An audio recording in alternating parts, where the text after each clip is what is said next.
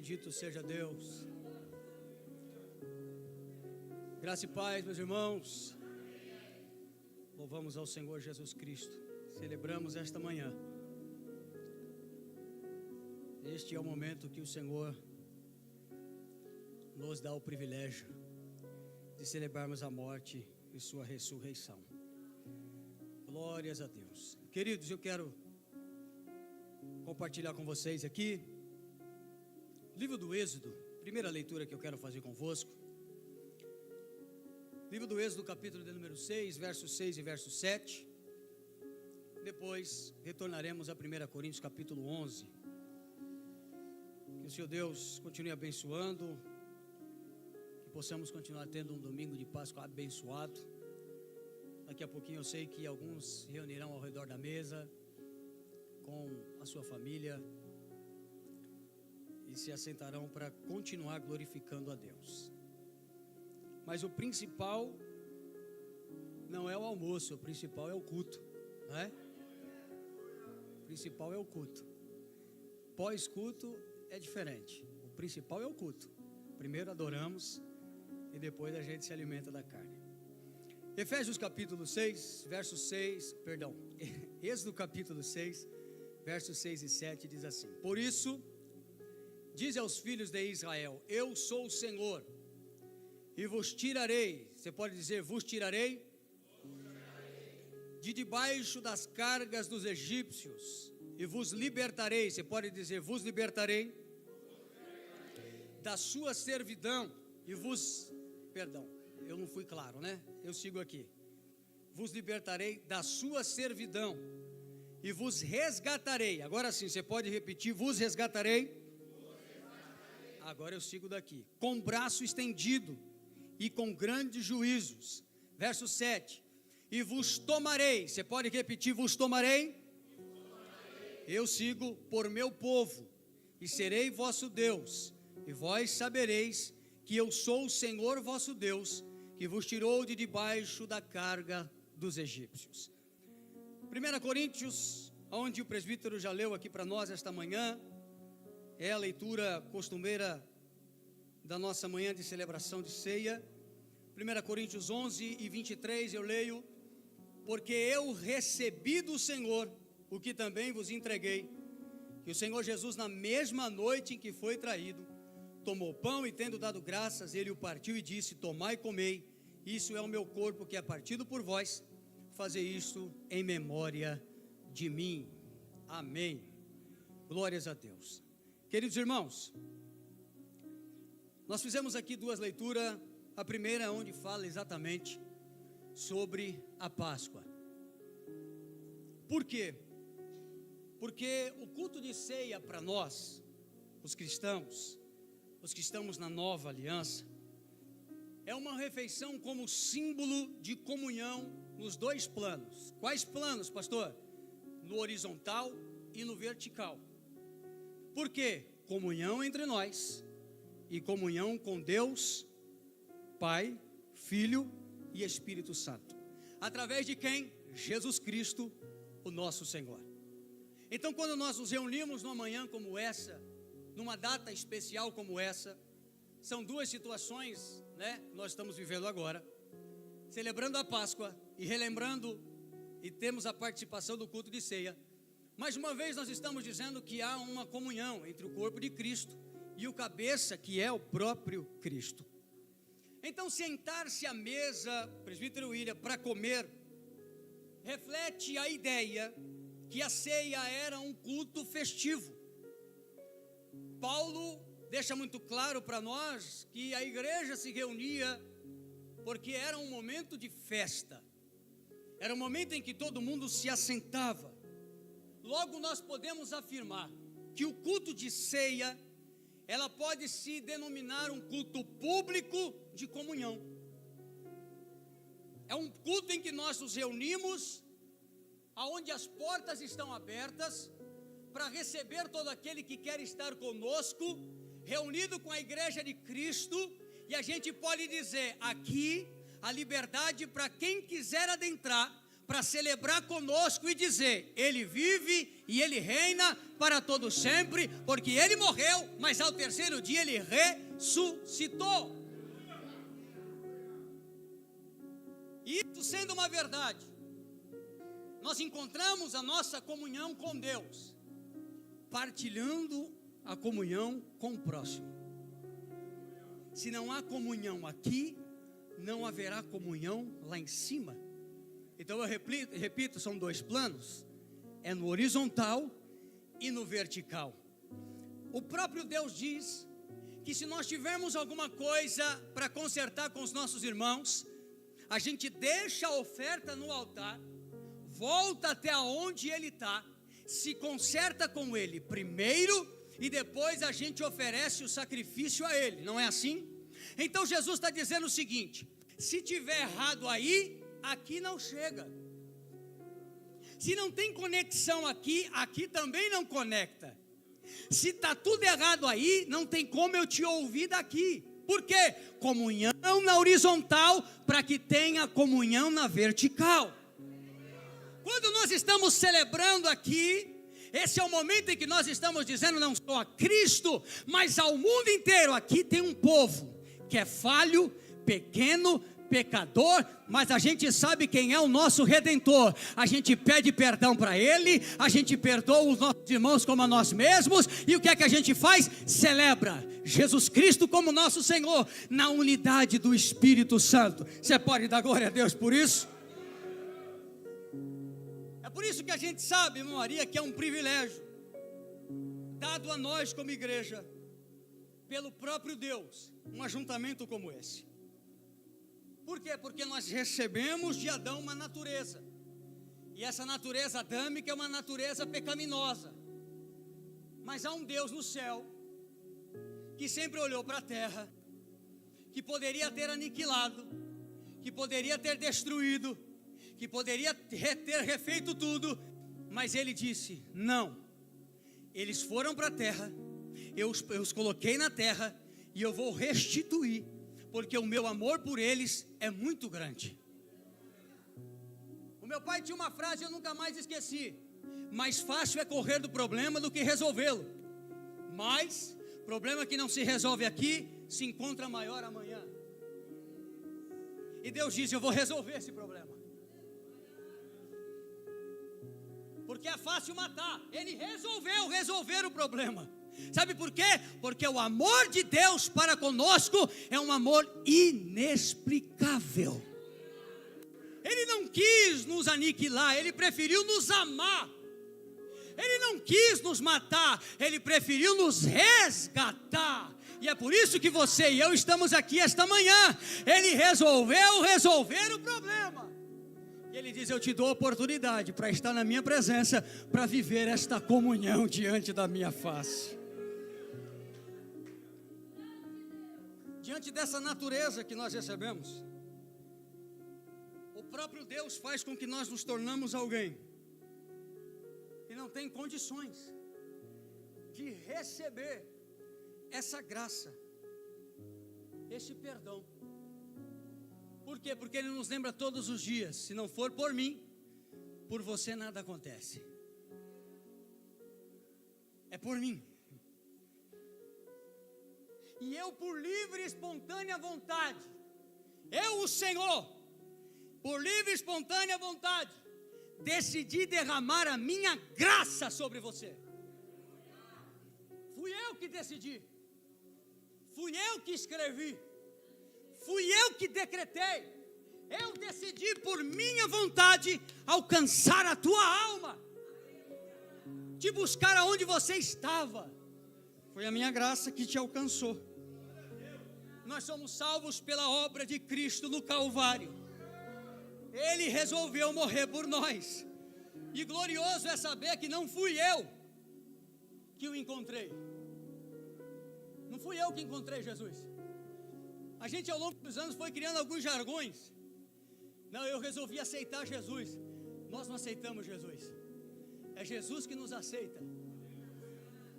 E não fui eu que encontrei Jesus, foi Jesus que veio até mim para me encontrar. Porque quem estava perdido era eu e você. Jesus nunca se perdeu. Jesus não se perde para a gente encontrar. É Ele que vem nos buscar onde nós estávamos perdidos. Ele que nos encontrou. Ele que foi até onde a gente estava. E Ele disse: eu vim aqui porque te amo. Vim aqui porque tua alma tem valor para mim. Vim aqui porque o meu sacrifício não foi em vão. Foi por você que eu morri. Ele veio ao nosso encontro e hoje nós estamos aqui esta manhã. Esse é o mesmo Jesus, irmão Emerson, que vai falar na boca de Paulo. É o mesmo Jesus que vai falar com a igreja. É o mesmo Jesus que vai trazer esta palavra. E Paulo vai falar com a igreja em Corinto. E a Bíblia diz que eles estavam enfrentando diversos problemas nesta igreja.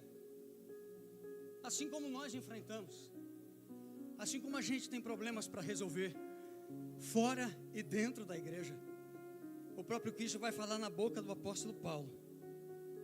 E talvez o que eu vou dizer soe estranho para vocês. Porque quando Paulo se levanta para pregar naquela igreja, e eu te explico porque talvez soa estranho. Quando Paulo chega para falar àquela igreja, Paulo está falando com uma igreja que está inserida em uma terra, em um lugar, que havia muitos templos pagãos.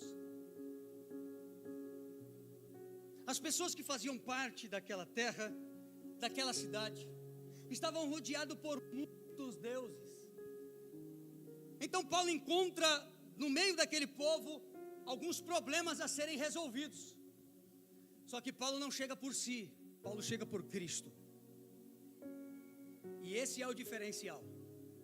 Quando chegamos por nós, nada resolve, mas quando chegamos por Cristo, a palavra sara, a palavra cura, a palavra transforma, a palavra encontra alma, a palavra nos molda, a palavra nos deixa envergonhado. A palavra nos faz prostrarmos, porque a palavra de Deus é a boca de Jesus falando conosco. Eu repito, havia muito tempo os pagãos, e essas pessoas, que muitas vezes vinham para participar do culto, em um dia participavam do culto, e no outro estava acendendo vela dentro dos templos pagãos. Aqui não tem, só na igreja onde eu congrego. Brincadeira, só para vocês sorrirem. Eu acho que vocês estão muito sérios hoje. Paulo vai dizer o seguinte: qual é o Senhor que vocês servem? Ô pastor, mas eu ouvi dizer que a igreja de Corinto, nela manifestava os 9 dons. E quem disse que dons te leva para o céu? Quem disse que somos salvos porque temos dom? Se você já encontrou alguém batendo no peito e diz: eu profetizo, aí você deve perguntar: tem Jesus? Como assim? É porque até o anticristo vai curar quando chegar a vez dele. Até ele vai libertar quando chegar a vez dele. Até ele vai dizer que é verdade o que ele fala quando o império dele chegar. Então quem tem dom não é sinal de que é salvo e de que tem intimidade. Às vezes Deus até usa, porque dom é presente, mas Deus está chamando para um particular e tem gente que não se arrepende e é condenado com dom. Por isso que eu digo que isso talvez ia te causar algum espanto. Mas uma igreja que tinha manifesto os 9 dons, mas tinha gente lá dentro vivendo incesto. Tinha filho deitando com a mulher do pai. Tinha gente mentindo. Tinha gente fazendo divisão na igreja. Nós somos do grupinho deles, e os demais é do grupinho de lá. Mas eu vim pregar de comunhão, porque ceia é comunhão. E a Páscoa fala de livramento para ter comunhão. Por isso Paulo chega e diz: eu recebi e eu vim entregar. O que o senhor veio entregar, Paulo? Eu vim entregar uma palavra de arrependimento. Como assim? Porque na noite que Jesus foi traído, aí Paulo já tocou, traído. O que é trair Jesus? É se aceitar esse incesto aí na igreja, do filho deitando com a mulher do pai, e vocês achar que é tudo normal. É vocês aceitar a gente aqui, sabendo que eles vão acender vela lá, depois diz que tem comunhão aqui de novo. Vamos acabar com essa bagunça? Português, claro, vamos acabar com essa palhaçada, porque reino de Deus é coisa séria. Reino de Deus não tem divisão. Eu não sou da turma do Jefferson para não fazer parte da turma do Emerson. Eu sou da turma do Emerson porque o Emerson é da turma do Jefferson, que é da mesma turma do Mateus, que também se comuna com o nosso irmão Cristiano, com os nossos pastores e com os demais. Aqui na Calvary nós pregamos Bíblia, e a Bíblia diz: aqui não há divisão, nós andamos em comunhão. A mesa que serve o mais velho é a mesa que vai servir o menor na casa. Comunhão em Cristo Jesus, o nosso Senhor. Você pode dar um glória mais alto para Jesus?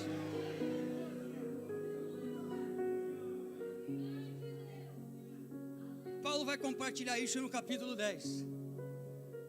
E ele está chamando a atenção daquela igreja quanto a participar dos banquetes aos demônios. Pastor do céu, banquete aos demônios é. Eles iam participar dos banquetes aos demônios. Aqui não tem, porque nós não vamos permitir.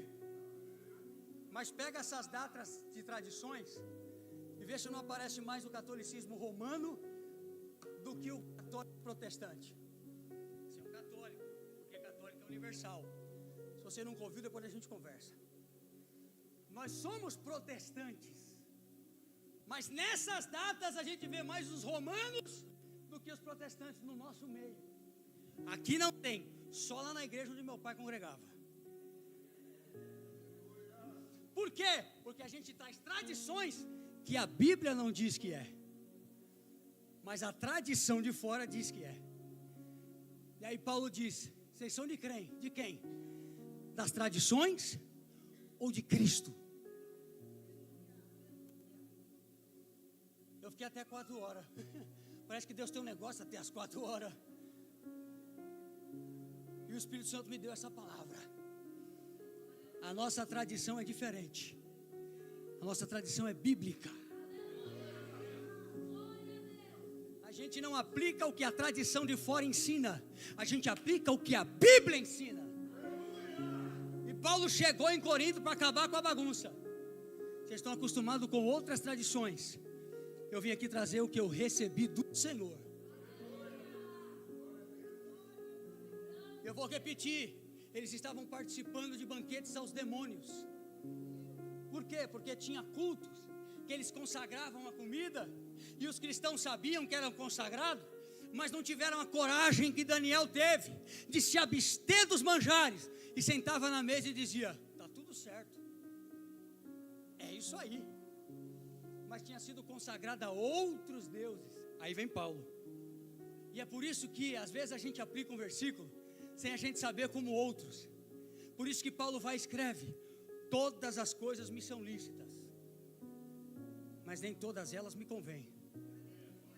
Eu posso sentar na mesa, mas devo participar? Todas as coisas me são lícitas, mas nem todas elas me edificam. E Evangelho de Jesus Cristo é modo de vida, irmão. A gente escolhe não mentir, a gente escolhe não pecar. Eu escolho ter uma mulher, ela escolhe ter um homem. Eu escolho não defraudar o meu irmão, eu escolho não levantar falso contra ele. Eu escolho, porque seguir a Cristo, nós já ouvimos, é decisão de fé. Eu creio que Ele é, com Ele eu caminho, por esta palavra eu vivo, e pelo Espírito eu glorifico. Paulo está dizendo: tem coisas que parece que é para nós, mas não é. Você pode estar no meio, mas mostra quem você é, porque Jesus, o nosso Senhor, é quem reina dentro do nosso coração.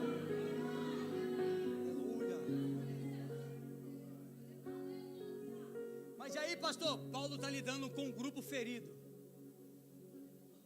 Paulo está lidando com um grupo de pessoas perdidas, com 9 dons, perdidas, e elas precisavam ser tratadas, porque Jesus não joga fora, Jesus trata. E Ele colocou nós como liderança para tratar. E não tem remédio bom se não for amargo. Tem? Missionária Maria tem um remédio que me marcou. Qual? Copa de 90. Olha como marcou. Copa de 94. No SBT tinha aquele bonequinho. Vocês lembram disso, né? Vocês vão dizer que vocês não estavam vivos em 94. Vocês nasceram depois. Eu estava com febre, dor de garganta, garganta inflamada. Aí veio remédio de bisavó. Não era nem minha avó, era minha bisavó. Eu vou curar você, menino. Com o quê? Chá de alho. Eu falei, Jesus amado. Ai, Jesus. Chá de alho. Que horrível. Pergunta, o senhor tomou? Não toma não para ver. O senhor curou? No dia seguinte. Transpirei. Foi embora. Mas ela fez forte, irmão. Eu não senti nem água, só senti o alho. Mas curou. Deixa eu dizer uma coisa. Quando se precisa curar, o remédio nunca vai ser doce. Ele sempre vai ser amargo. Quando Jesus vem, Ele vem para mexer lá dentro. Às vezes a gente põe um curativo, mas atrás do band-aid, atrás da gaze, Ele vê a ferida. Ele tira o que está na frente e Ele toca. É o que Paulo foi fazer aqui. Eu cheguei com a palavra do Senhor para vocês, mas antes vocês precisam ser curados. Por quê? Porque tem gente que sai do culto e se assenta na mesa para comer com comidas oferecidas aos demônios. Tem gente que ainda participa de uma roda que não é mais a roda que ele deve participar. Salmo 1: não se assenteis na roda dos escarnecedores. Mas permita-me dizer, nós estamos no tempo da hipergraça. A hipergraça tudo pode, porque Deus é um boneco. Que boneco é esse? A gente abre a gavetinha, Senhor, eu pequei. Aí a gente acha que Deus está lá. Sabe aquele João bobo? Aí ele para assim e fala, te perdoo. Aí a gente pega Deus, obrigado, e volta a fazer a mesma coisa. Aí a gente vem e diz, Senhor, eu errei de novo. Aí a gente acha que ele é aquele bonecão. Aí ele para e diz, perdoei de novo. Aí a gente volta e faz a mesma coisa. Aí ele vem e diz assim, eu não tenho prazer no iníquo. Aquele que sabe que é pecado, peca e depois volta para ficar pedindo perdão. Eu não tenho prazer nessa alma. Eu tenho prazer na vida do obediente. Você pode dar um glória a Deus? Depois do culto eu vou ficar na porta. Se você quiser me dar um abraço, eu vou receber, tá bom? Paulo está tratando essa igreja. E o remédio é amargo. Mas Paulo era um apóstolo. E eu aprendi, missionária Tati, que apóstolo está acima de pastor. Ele não vai gostar que eu vou dizer não, mas o que Deus deu ao pastor Eduardo é um apostolado. O que Deus me deu é um pastorado. É diferente. São níveis diferentes. Completamente diferentes. E quem chega aqui é um apóstolo, mas ele trata como um pastor. Por quê? Porque o pastor sabe tratar. O irmão Tiago, Paulo vai tratar eles como um pastor, como um apacentador, porque ele tem paciência. E a palavra pastor no original, no hebraico, ela é categorizada com 3 consoantes, porque não tem vogal no hebraico. É por isso que o nome de Deus não pode ser falado. Primeiro porque lá atrás eles não tiveram coragem, e eles escreveram Adonai. Então o verdadeiro nome que Deus era chamado de Israel não chegou a nós. Eles não tiveram coragem para falar, muito menos Moisés, que ficou tete a tete com Deus. E quando o Senhor fala de pastor na Bíblia, a primeira consoante é o resh, que significa pensa, porque o pastor é quem pensa. Enquanto nós estamos lá fora, pensando em tantas coisas, o pastor está pensando em você, ovelha. O que ele vai trazer para você? Palavra. Como é que ele vai cuidar de você no seu problema? Tirar carrapicho. O pastor pensa. A segunda consoante é o rai, que significa pensa, significa olha, porque o pastor é quem olha por vocês. Abaixo do pastor dos pastores tem o pastor que olha por vocês. E a terceira consoante é o Yud, que é o conduz, porque o pastor é quem conduz o rebanho. Paulo chega lá e diz assim, ô igreja de Corinto, eu penso em vocês. eu olho para vocês e eu vim aqui para conduzir vocês ao caminho de volta.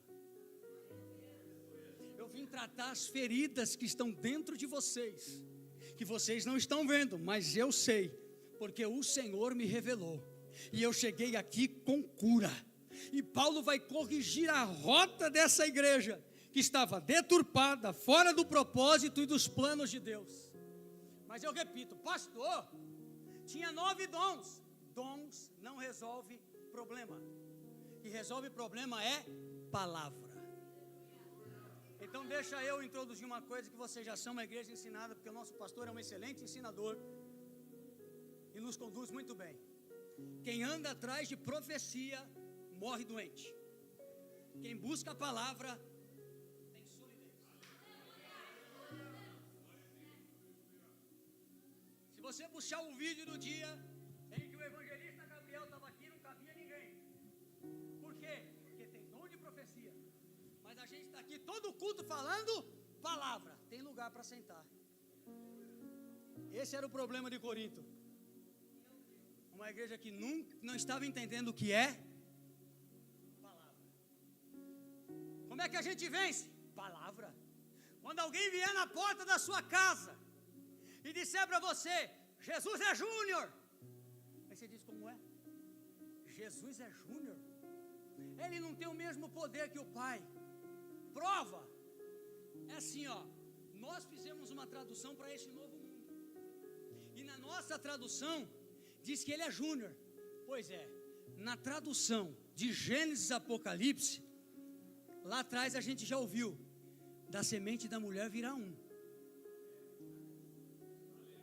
E ele vem para vencer Satanás, pisar a cabeça da serpente. Eu acho que se ele fosse Júnior, ele não vencia. Porque Júnior não vence, chama o pai. E o pai disse, eu vou mandar, porque ele tem o mesmo poder, a mesma essência, porque ele também é Deus. Mas só vence quem tem? Só vence quem tem? É por isso que tem gente sendo levado por qualquer vento de doutrina. Eu vou estar lá na porta para você me dar um abraço. Paulo vai trazer essa palavra num culto de ceia. Eu estou encerrando. Você vai almoçar cedo. Foi o acordado que o pastor disse. Faltava para essa igreja discernimento. Eles não tinham discernimento. É por isso que Paulo vai dizer que havia doentes espirituais. É por isso que Paulo vai dizer que tinha gente fraco na fé. Qualquer coisa vinha, já derrubava. Não tinha fé para acreditar. Não tinha discernimento de palavra. Eles estavam doentes espiritualmente, mas eles achavam que era forte. Eles achavam que estavam de pé.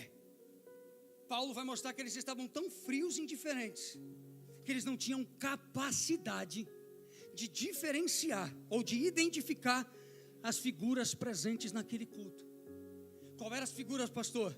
O pão e o vinho, que são símbolos máximo da fé cristã na Páscoa de hoje. Porque a nossa Páscoa não tem erva amarga.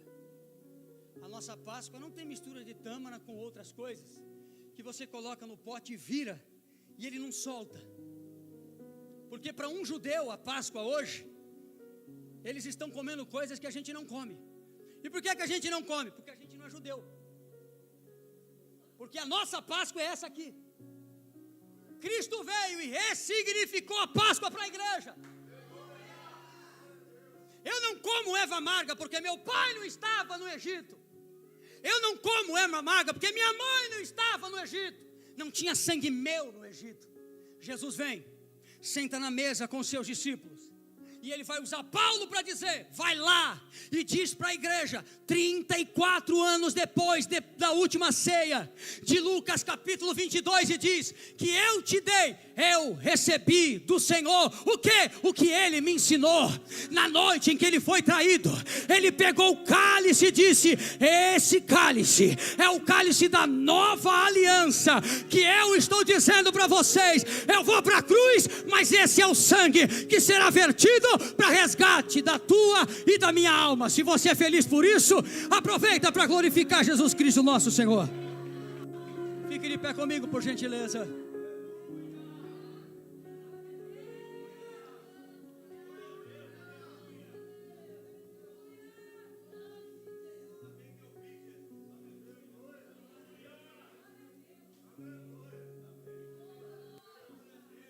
Orabaracel e foi por você, foi por nós. Orabaracel e glória ao nome do Eterno. Eu vou encerrar. Na mesa de um judeu, na Páscoa, tem 4 cálices. Quanto cálice eu disse? Por que 4? Porque 4 faz eles voltarem para Êxodo capítulo 6. E nós lemos 4 verbos encontrados aqui. Eles escolheram essa palavra para todas as vezes que a Páscoa chegar, eles colocassem os 4 cálices. Vinho na Bíblia é sinal de alegria. E eles colocam 4 taças para cada representante da família. E eles vão tomando 4 vezes cada cálice. E eles vão relembrando cada momento que o povo de Israel, o povo hebreu, passou no Egito. 4 horas de celebração. Com 2 horas a gente quer ir embora. Eles celebram 4. E a gente diz que vive a verdadeira Páscoa. Mas isso é para outro dia. Aqui não tem, só lá na igreja onde meu pai congregava. Eles vão evocar os 4 verbos, irmão Antônio. E quando eles pegam esses cálices, Hebreus capítulo 6, Êxodo capítulo 6, acho que eu estou ficando velho. Diz assim a palavra do Senhor. Os 4 verbos, qual é? Tirarei, livrarei, resgatarei e tomarei. Grave isso. Tirarei, livrarei, resgatarei e tomarei. 4 cálices, lembrando esses 4 verbos. A teologia moderna diz que o cálice que Jesus tomou e disse aos discípulos: tomai, é o 3º cálice. E que o 4º cálice foi na cruz. Porque a Bíblia diz, para que se cumprisse as escrituras, ele pede e diz que tem sede. O 4º cálice é tomarei para mim. E na cruz, quando ele diz estou com sede, o que serviram para Jesus? Vinagre quer dizer vinho azedo. Vinho azedo. Era um vinho azedo para Jesus. Mas o 3º cálice, eles tomam nas mãos. Ele toma nas mãos e diz: esse cálice é o cálice do resgatarei. Porque eu desci para te resgatar. E quando eu vencer definitivamente na cruz, eu vou tomar você de uma vez por todas para mim. E quando Satanás se levantar, eu vou dizer: não tem dívida aí. A dívida foi paga. É por isso que eu tomei para mim. Tomar é pegar e levar embora. Jesus disse: eu vou tomar vocês, porque eu vim para resgatar vocês. E eu vou para a cruz para dizer: testeletai. E testeletai está querendo dizer: não tem mais dívida. Ele não podia pagar, mas eu paguei. Era dívida impagável, mas eu desci para pagar. Eu dei o cálice do resgatarei. Na cruz eu tomei o cálice do tomarei. E eu vim aqui para dizer: são todos meus. Eu não perco nenhum, são todos meus. Mas pastor, quem diz é a teologia. Mesmo que a teologia não dissesse, a Bíblia já diz. E o que ela diz? Gálatas capítulo 3, versículo 13, para a gente fechar. Cristo nos resgatou da maldição da lei, fazendo-se maldição por nós, porque está escrito: maldito todo aquele que for pendurado no madeiro. 1 Pedro capítulo 1, verso 18. Pedro escreve: sabendo que não foi com coisas corruptíveis, não foi com dinheiro que corrompe, não foi com ouro que corrompe, não foi com coisas corruptíveis, como prata ou ouro, que vocês foram resgatados da vossa vã maneira de viver, por tradição recebestes dos vossos pais. Olha Paulo batendo na tradição. Vocês vivem por tradição. Eu vim aqui para dizer: Cristo é libertador de toda e qualquer tradição que os seus pais te ensinaram, que está fora da minha palavra. Eu te resgatei para viver Bíblia.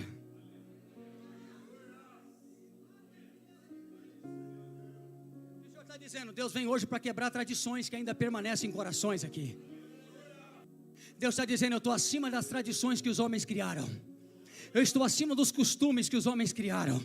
Há um remédio que cura aqui esta manhã, e Ele está dizendo: eu te resgatei. Você tomou o cálice essa manhã, e você disse: Senhor, eu tomo o cálice do meu resgate, porque o Senhor morreu pela minha alma, e eu estou aqui essa manhã para dizer muito obrigado.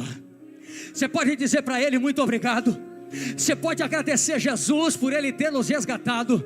Você pode exaltar ao Senhor por ter te tirado lá do meio das tradições e ter trazido você para a graça e dito para você: o meu Espírito habita aí, a minha graça se manifesta aí, o meu poder está entre vós. Fecha os teus olhos comigo e aproveita para continuar adorando o nome do Senhor esta manhã. Eu quero encerrar este culto adorando a Deus contigo, dizendo: Jesus, muito obrigado, porque o que os homens me ensinaram não chega aos pés do que o Senhor me ensina, porque os homens me trancafiam em uma prisão, mas o Evangelho me liberta. Enquanto as pessoas me enchem de dogma, o Evangelho arranca as minhas algemas. Enquanto os homens dizem que tem que ser de uma forma, o Senhor vem e diz: eu sou Deus que não conheço forma, eu tenho formas. Eu ajo da maneira que quero, do momento que quero, no dia que quero.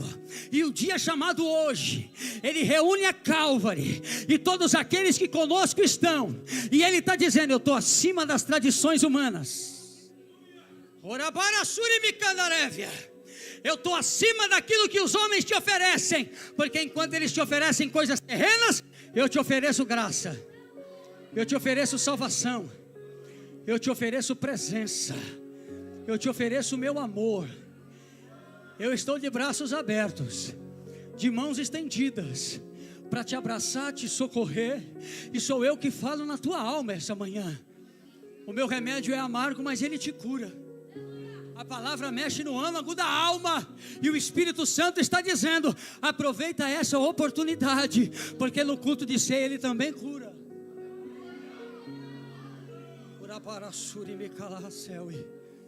Você pode aproveitar esses 30 segundos para entregar o microfone, para agradecer a Jesus e a gente ir embora? Você pode agradecer a Jesus? Você pode agradecer? Jesus, obrigado pelo cálice do resgate. Jesus, obrigado por ter pago minha dívida. Obrigado por ter gritado na cruz, porque eu era escravo do pecado, mas hoje eu sou servo de Jesus. Antes eu estava abandonado, mas o Senhor me resgatou. Antes eu estava andando errante, mas o Senhor me mostrou o caminho, porque Tu és o caminho, Tu és a verdade, Tu és a vida. Senhor, muito obrigado, porque eu não sabia para onde ir, agora eu sei para onde vou. Eu caminhava errante, eu achava que estava certo, mas a Tua palavra me achou. O Senhor foi ao meu encontro, o Senhor me lavou pelo sangue, o Senhor me purificou pela palavra, o Senhor me fortalece pelo Espírito. Você pode agradecer a Ele por tantos presentes que Ele te deu. Você pode agradecer pelos livramentos da tua alma. Você pode agradecer porque Ele não deixou nossa alma morrer, mas Ele veio para nos dar vida e vida em abundância. Aproveita para agradecer esta manhã, porque Jesus Cristo morreu, mas ao terceiro dia ressuscitou, e Ele sim pode ter na cabeça a coroa como rei, porque acima dele não tem ninguém. A terra se curva, o céu se curva, os demônios se curvam, as autoridades se curvam, porque ninguém é maior do que Ele. Ele é o único que deve ser adorado no céu, na terra e debaixo da terra. Então aproveita para dar glória, aproveita para bater palma, aproveita para dar aleluia, e aproveita para falar em mistério com Ele, porque Ele é quem fala nessa casa esta manhã. Aplauda o Senhor Jesus Cristo, e que essa palavra esteja sobre o teu coração. Pastor Eduardo.